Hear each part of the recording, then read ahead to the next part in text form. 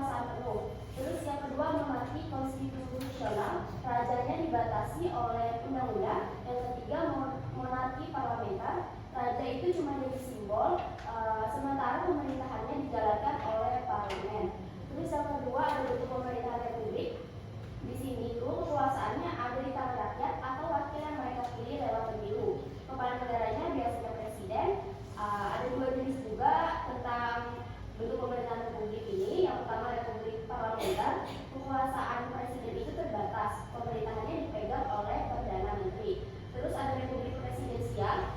Presiden itu jadi kepala negara sekaligus kepala pemerintahan. Selanjutnya yang ketiga ada bentuk pemerintahan tirani. Ini bentuk pemerintahan yang dikuasai satu orang tapi buat kepentingan diri sendiri. Jadi bukan untuk rakyat. Jadi tirani itu kekuasaan yang sewenang-wenang. Bisa dibilang tirani itu versi gelap dari monarki. Terus yang keempat ada bentuk pemerintahan aristokrasi. Kalau aristokrasi itu negara dipimpin oleh beberapa orang atau dewan pemerintahan yang ditunjuk untuk kepentingan umum. Negaranya itu dipimpin oleh filsuf yang mempunyai pengetahuan tinggi, sehingga mereka tidak mempunyai kepentingan untuk diri sendiri, namun mereka bertindak untuk menciptakan kesejahteraan bagi rakyat. Terus yang kelima ada bentuk pemerintahan oligarki. Kalau oligarki ini hampir sama dengan aristokrasi, tapi yang berkuasa cuma sekelompok orang kaya yang lebih mikirin kepentingan diri sendiri, bukan untuk kepentingan umum. Jadi bisa dibilang oligarki itu versi rusak dari aristokrasi.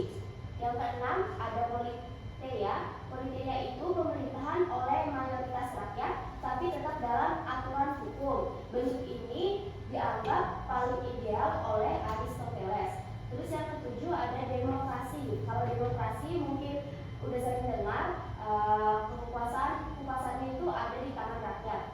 Rakyat bisa langsung ikut ambil keputusan, demokrasi langsung atau lewat wakil di parlemen. Jadi demokrasi itu ada tiga, demokrasi langsung, demokrasi perwakilan, demokrasi campuran. Terus yang kedelapan ada bentuk pemerintahan teknokrasi. Bentuk pemerintahan teknokrasi ini di mana negara itu dipimpin oleh para ahli, kayak ilmuwan atau insinyur. Mereka dipercaya karena keahliannya dalam bidang tertentu. Terus ada bentuk pemerintahan demokrasi. Bentuk pemerintahan demokrasi ini kepemimpinannya didasarkan pada penghormatan atau pemuliaan seseorang. Jadi yang memimpin adalah orang penghormatan, integritas dan nilai moralnya di mata masyarakat. Terus yang ke-10 ada bentuk pemerintahan teokrasi. Teokrasi itu kuasa pemerintahan pada kedaulatan Tuhan. Teokrasi itu merupakan bentuk pemerintahan di mana Tuhan dianggap sebagai pemimpin atau penguasa yang tidak dapat diganggu gugat, dan hukumnya dijadikan sebagai undang-undang dasar suatu negara. Contohnya negara Vatikan. Yang ke-11 ada autokrasi. Ini tuh bentuk pemerintahan yang udah kacau, yang mana menimbulkan keinginan rakyat untuk perbaikan. Rakyat ini jadinya berebut kekuasaan dan akhirnya muncul satu orang pemimpin yang berani untuk memimpin lagi. Menurut Polybus ini, dari sini siklus pemerintahan itu bisa balik lagi ke monarki. Dari semua bentuk pemerintahan yang udah dijelaskan tadi, dapat disimpulkan kalau setiap negara punya sistem masing-masing sesuai dengan sejarah dan kondisi masyarakat. Kalau di Indonesia sendiri, kita menganut bentuk pemerintahan republik dengan sistem pemerintahan presidensial. Artinya, kepala negara adalah presiden juga sekaligus kepala pemerintahan. Presiden ini dipilih langsung oleh rakyat dan punya masa jabatan selama 5 tahun. Selain itu, Indonesia juga menganut demokrasi, tepatnya demokrasi Pancasila. Dalam sistem ini, kekuasaan tertinggi tetap ada di tangan rakyat. Jadi keputusan politik diambil bukan hanya berdasarkan suara terbanyak, tapi juga memperhatikan keadilan dan kebersamaan. Demikian presentasi dari kelompok 3 mengenai bentuk negara. Selanjutnya saya serahkan kepada Baik, karena tadi sudah kita semua dengar daripada presentasi kelompok 3 dan 4, maka dari itu penanggap utama dari kelompok 3 yaitu kelompok 5, dan penanggap utama daripada kelompok 4 yaitu mengenal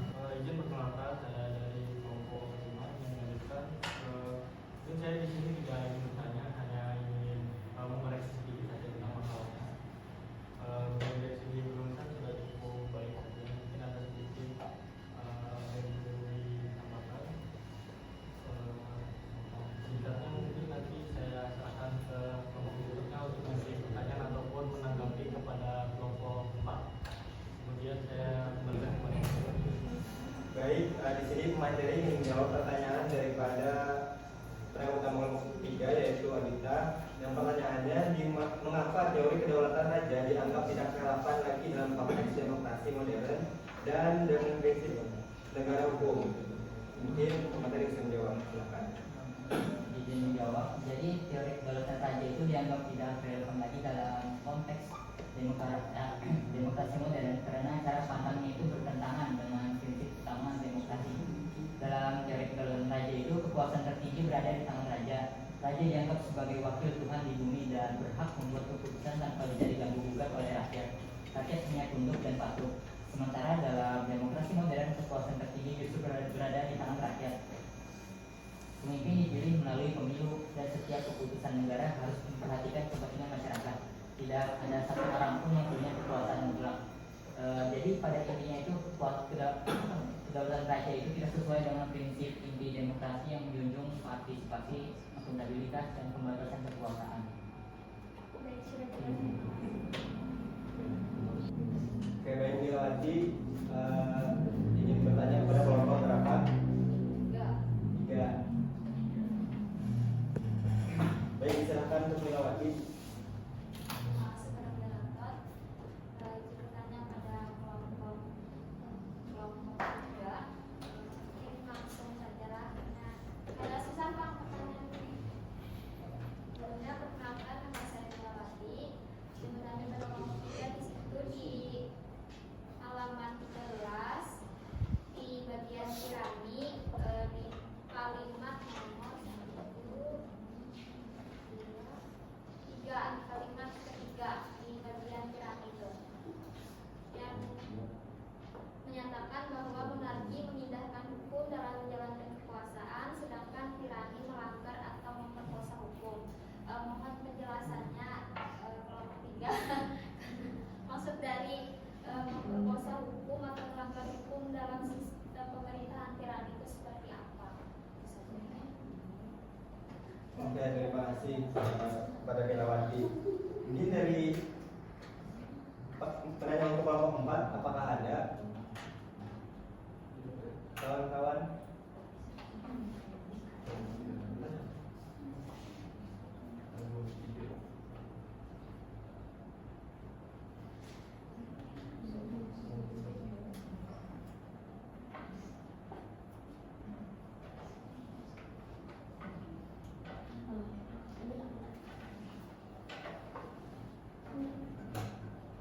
Baik, pemateri ingin langsung menjawab daripada pertanyaan Mila tadi, mana pertanyaannya ingin meminta penjelasan daripada kata-kata yang tercantum di dalam makalahnya itu yang tentang memperkosa atau apa tadi? Yang memperkosa hukum seperti itu. Mungkin bisa dijelaskan kepada pemateri. Maksud dari memperkosa hukum itu sama kayak dengan dia tuh menyalahgunakan kewenangannya, dia jadinya sewenang-wenang gitu. Nah, kadang mengikuti aturan hukum, jadi sewenang-wenangnya.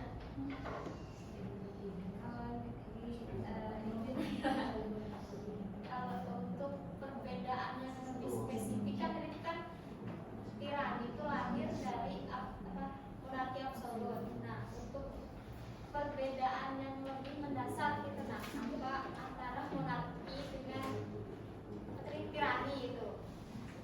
Absolut sama tirani.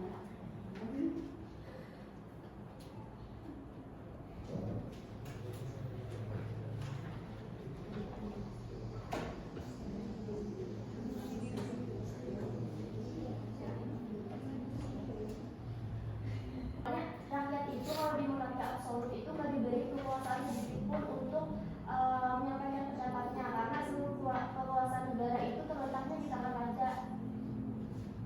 Berarti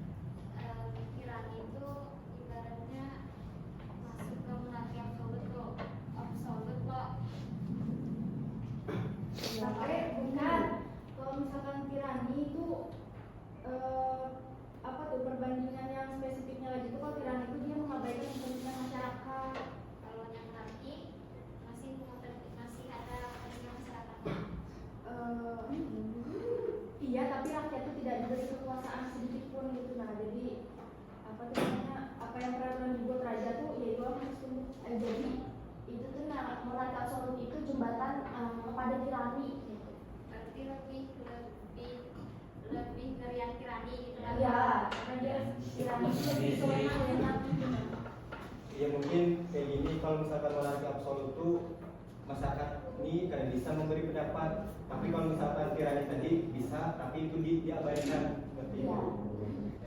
Jadi mengerti ya?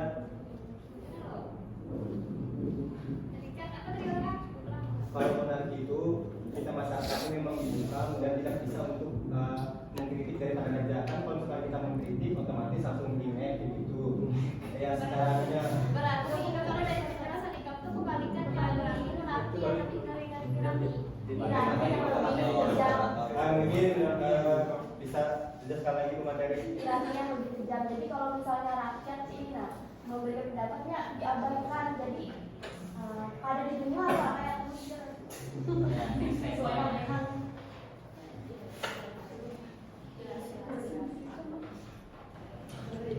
Baik, karena setelah terjawabnya pertanyaan daripada kawan-kawan penanya tadi, maka izinkan saya menutup diskusi pada pagi hari ini dengan kesimpulan dari kelompok 3, yaitu teori kedaulatan membahas siapa yang memegang kekuasaan tertinggi dalam suatu negara.